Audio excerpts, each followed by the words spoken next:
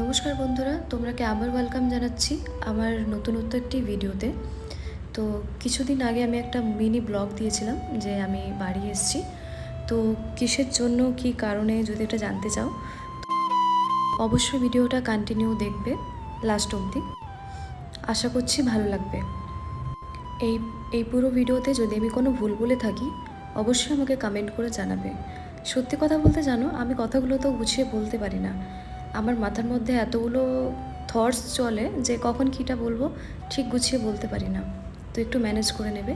যদি কোনো ভুল করে থাকি অবশ্যই আমাকে কমেন্ট করে বলবে। তো এই যে দেখতে পাচ্ছ, ইনি সম্পর্কে আমার দাদু হয়। তো এনার স্কুটি দিয়ে আমি যাচ্ছিলাম দিদির বাড়িতে। আর এত হাওয়া দিচ্ছিল, মানে প্রচণ্ড হাওয়া, আমার মানে চোখ দিয়ে এত জল পড়ছিল। আর দাদু বলছিল যে তুমি কাঁদছো কেন, এটা তোমার দিদির শ্বশুরবাড়ি নিয়ে আছি, তোমার নয়।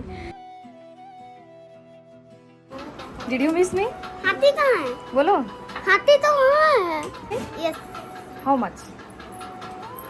তো যাকে তোমরা দেখলে ও হচ্ছে আমার বাড়ির লাস্ট সদস্য, মানে আমার ভাই। আমরা 6 বোনের পরে আমার ভাইকে আমরা পেয়েছিলাম। তো ধীরে ধীরে তোমরা সবটাই জানতে পারবে কি আছে কি না আছে, আমি সবটাই তোমাদের কাছে তুলে ধরবো। আর ওদিকে হচ্ছে মায়ের পুজো শুরু হয়ে গেছিলো। তো তোমরাকে চলো পুজো দেখাই কেমন কি হয়। এটা আমি পুরো একটা ব্লগে তো পসিবল হবে না, কেন ভিডিওটা অনেক বেশি লম্বা হয়ে যাবে। তো তাই আমি একটা ব্লগে দেবো একদম পসিবল নেই, ওটা আমি পার্ট ওয়াইজ করে তোমাকে দিয়ে দেবো, ঠিক আছে। আর এই যে দেখতে পাচ্ছি ইনি হচ্ছে আমার দিদির বড় ছেলে যে শুয়ে আছে।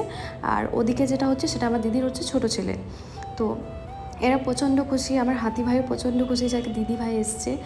আর এখানে দেখো মায়ের 3 টাইম পুজো হয়। তো ইউজুয়ালি আজকের দিনটাতে নয়, মানে দিদির বাড়িতে অলওয়েজ 3 টাইম পুজো হয় ঠাকুরের।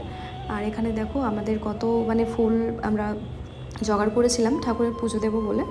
তো এখানে আমরা সবাই বসে একটু কথা বলছিলাম, গল্প করছিলাম, কে কেমন আছে কি না আছে। আর একটা কথা তোমাদের সঙ্গে না শেয়ার করে থাকতে পারলাম না, সেটা হচ্ছে যে মানুষ কতটা বাধ্যতা হলে সে তার বাড়ি ছেড়ে থাকে, ছোটো ছোটো ভাই বোনকে ছেড়ে। আর জানো, আমি যেদিকে যাচ্ছি আমার ভাই আমার ওড়না ধরে এদিক সেদিক যাচ্ছে, আমাকে এই বিষয়টা অনেক ভালো লাগছিল।